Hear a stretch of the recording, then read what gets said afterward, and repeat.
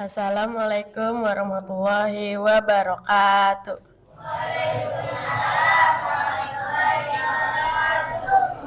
Alhamdulillahirabbil alamin wassalatu wassalam ala asrofil anbiya'i wal mursalin wa ala alihi wa sahbihi ajmain amma ba'du.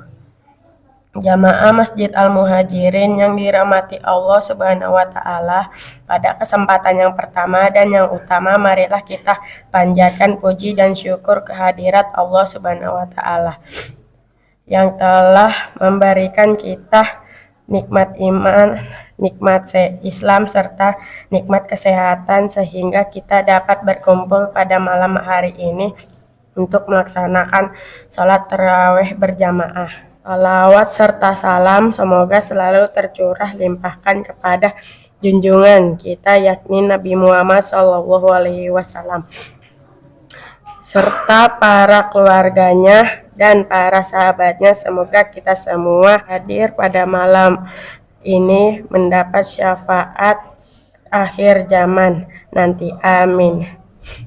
Untuk memberikan keberkahan pada malam hari ini, marilah kita buka dengan bacaan basmalah bersama-sama. Bismillahirrahmanirrahim. Pada malam yang penuh berkah ini, yang akan memberikan ceramah sekaligus sebagai imam sholat tarawih adalah Bapak Ustadz Dr. Imam Syah M.Sos.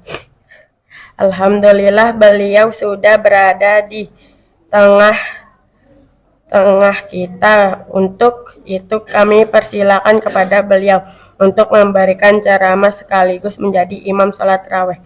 Demikian disampaikan. Terima kasih atas perhatiannya dan mohon maaf apabila ada kesalahan. Wassalamualaikum warahmatullahi wabarakatuh.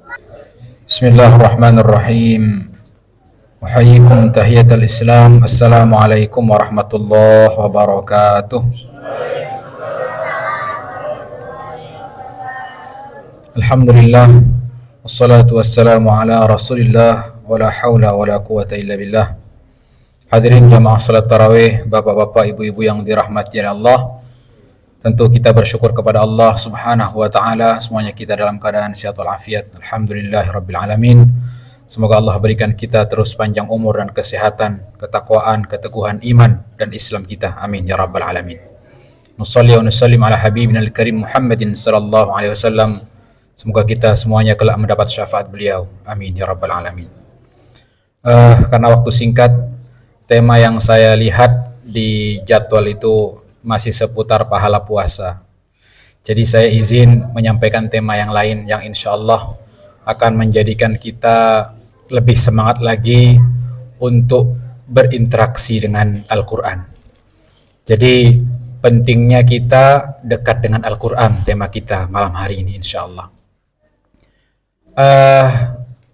Kita untuk menjadikan Al-Quran ini teman dekat kita, mari beberapa ayat mungkin kita tadabburi. Pertama kita coba nanti dilihat, yaitu surat Yunus ayat 57. A'udzubillahi minasyaitonir rajim. Ya ayyuhan nas, qad ja'akum mau'izatun mir rabbikum wa shifaa'un lima fis sudur. Sampai sini dulu kita perhatikan. Wahai manusia, kata Allah, telah datang kepadamu, kepada kalian mau'izah, pesan-pesan mau'izah, nasihat-nasihat, kebenaran-kebenaran, tuntunan-tuntunan, yaitu Al-Quran. Makna mau'izah ini, telah datang kepada kamu mau'izah, Al-Quran, min rabbikum, dari Rabbmu, dari Tuhanmu. Berikutnya, wa shifa'un lima fis sudur, syifa lima fis sudur. Jadi Al-Quran didatangkan, diturunkan oleh Allah dengan wasilah Jibril kepada Muhammad sallallahu alaihi wasallam dan terus disebarkan kepada umatnya sebagai syifa'ul lima fis sudur, penawar, penyembuh atas apa yang ada dalam dada, yaitu hati kita. Nah, sekarang kita kan manusia zaman sekarang ini sering sekali hidup dengan kegelisahan, gundah hatinya. Anak-anak muda ini galau, sedih, apalagi yang dipikirkan pikiran dunia. Bingung, kayaknya hidup begini amat. Itu mahalluhu, pusatnya di hati, dalam dada ini. Kenapa galau? Kenapa hatinya? Akhirnya karena galau, hatinya terus merasa kurang dengan kehidupannya di dunia. Sakitlah hatinya. Ketika hatinya sakit, muncullah penyakit-penyakitnya.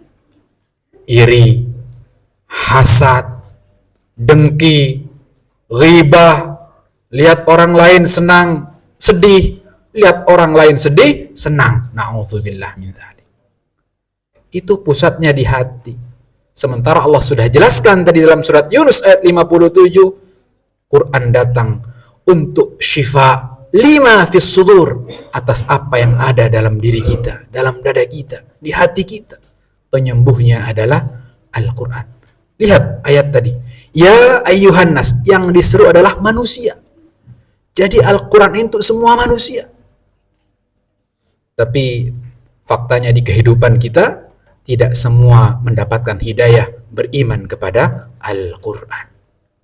Jadi ini satu ayat kita hayati. Ya, barangkali hati kita mungkin selalu gundah, selalu ngeluh, keluh kesah, tidak qanaah, mungkin belum menjadikan Al-Quran sebagai syifa dalam diri kita. Itu ayat yang perlu kita tadabburi. Ayat kedua, mungkin saya sampaikan 2 ayat dan 1 hadis saja insyaallah. Ayat yang kedua, nanti kita buka surat Fussilat ayat 26. A'udzubillahi minasyaitonir rajim. Wa qala alladziina kafaru la tasma'u li hadzal qur'an walghaw fihi la'allakum taghlibun. Perhatikan ayat ini. Tentu yang tidak beriman, bahkan memusuhi Islam, berkata, ini ada dalam Al-Quran, bapak-bapak, ibu-ibu, adik-adik, nanti lihat. Yang belum dapat hidayah, benci kepada Islam, tidak suka dengan berdirinya Islam dan tegaknya Islam, la tasma'u li hadzal Qur'an, la tasma'u li hadzal Qur'an, jangan dengarkan Al-Quran, kata. Walghaw fihi, buatlah kekacauan. Ujungnya, la'allakum taghlibun, agar kalian bisa mengalahkan orang-orang mukmin, orang-orang muslim. Coba kita hayati. Jadi sampai sekarang propaganda agar anak-anak kecil, bapak-bapak, ibu-ibu tidak dekat dengan Al-Quran masif. Apalagi adanya gadget. Masif, Pak. Karena kenapa? Orang mukmin menguasai bumi, menguasai dunia. Maka bagaimana menjadikan orang-orang mukmin itu la tasma'u li hadzal Qur'an, jangan dekat dengan Al-Qur'an, jangan dengarkan Al-Qur'an, apalagi membacanya. Wal ghawfi, bahkan buatlah kekacauan di muka bumi agar mereka tidak dekat dengan Al-Qur'an. La'allakum taghlibun, agar kita bisa mengalahkan mereka. Siapa mereka? Kita, orang-orang mukmin yang dekat dengan Al-Qur'an. Jadi ada tanda tanya besar. Kenapa ketika dalam suatu negara di muka bumi Islam misalkan jadi mayoritas, misalkan, kenapa mundur? Muslim banyak, tapi kok mundur? Tidak maju. Boleh jadi sebabnya karena tidak dekat dengan Al-Quran. Kalau kita jauh dengan Al-Quran, nama kita seorang Muslim. Tapi jauh dengan Al-Quran, maka kita mudah dikalahkan. Ini ayat Allah. Silakan nanti buka tafsirnya, lebih panjang lagi jabarannya. Fussilat 26. Masya Allah. Maka mari di bulan Ramadan ini, karena bulan Ramadan istimewa dengan diturunkannya Al-Quran, ayo kita sama-sama perbanyak berupaya bisa dekat dengan Al-Quran. Setelah Ramadan, Syawal dan seterusnya, kita terus tilawah, nggak berhenti di Ramadan saja. Itu namanya atharu Ramadan. Dampak efek dari Ramadan terasa. Jadi naudzubillah kalau kita hanya tadarus baca Al-Quran di bulan Ramadan saja. Jadi kalau kita dekat Al-Quran, kita tidak mudah dikalahkan. Tidak akan mudah menjadi umat yang terkalahkan. Maka ayo dekat dengan Al-Quran. Jangan sampai tinggalkan Al-Quran. Ini 2 ayat. Yunus 57, Fussilat 26. Berikutnya yang terakhir, hadis Nabi Muhammad sallallahu alaihi wasallam. Qala Rasulullah sallallahu alaihi wasallam, "Mathalul mu'min alladhi yaqra'ul Qur'an kamathali utrujah." Seorang mukmin yang membaca Al-Qur'an seperti buah utrujah. Buah utrujah itu semacam buah jeruk. Rihuha thayyib wa ta'muha thayyib. Wanginya dan rasanya nikmat. Jadi itu orang mukmin yang baca Al-Qur'an, kita beriman baca Al-Qur'an, itu kita seperti buah yang rasa dan wanginya sedap, nikmat. Berikutnya, mathalul mu'min alladzi la yaqra'ul Qur'an. Perumpamaan orang mukmin yang tidak membaca Al-Qur'an. Mathalut tamrah kamathalit tamrah. Seperti kurma kering. La riha laha wa ta'muha thayyib. Nikmat rasanya tapi enggak ada wanginya. Itu mukmin yang enggak baca Al-Qur'an. Kata Nabi. Jadi ada mukmin yang suka baca Al-Qur'an, yang tidak. Ada perbedaan. Kemudian berikutnya, wa mathalul munafiq alladhi yaqra'ul Qur'an kamathalir raihan. Ada orang munafik, dia muslim tapi munafik. Pura-pura sholatnya mungkin hatinya ada riya, tapi masih ghibah, masih hasud dan seterusnya. Munafik. Jelas ya, ayatul munafik thalatha. Ayat atau tanda-tanda munafik 3. Idza hadatsa kadzaba, kalau berbicara berdusta. Wa idza wa'ada akhlafa, kalau berjanji dia tidak menepati. Wa idza tumina khana, kalau dia diberi amanah khianat. Itu tanda-tanda orang munafik. Di kalangan kita mungkin ada, insya Allah di masjid ini tidak ada. Maksudnya secara umum orang muslim di Indonesia mungkin banyak. Semoga kita dihindari dari sifat munafik ini. Orang munafik yang baca Al-Quran, dia dapat wanginya saja, dapat kasat matanya saja, dilihat, oh dia rajin baca Al-Quran, tapi tidak dapat batinnya. Yang lebih parah, apa itu? Wa mathalul munafik alladzi la yaqra'ul Qur'an. Sudah munafik tidak baca Quran pula. Kamathalil hanzal, buah hanzal yang pahit, bau pula. Kira-kira kalau di sini itu mungkin buah apa kira-kira kalau di Indonesia? Pahit, nggak disukai, bau pula.